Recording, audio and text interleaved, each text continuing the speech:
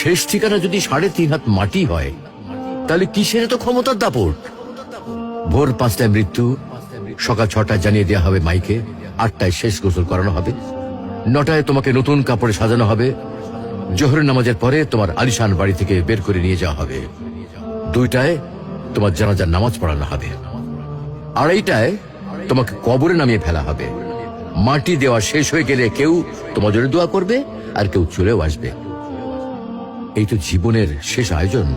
তো কিসের তো অহংকার, কিসের তো ক্ষমতার দাপট? হ্যাঁ, ক্ষমতা কারোর জন্য চিরস্থায়ী নয়।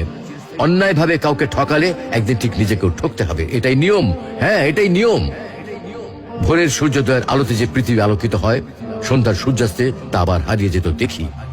অসত্য দিয়ে সত্যকে কখনো ঢেকে রাখা যায় না।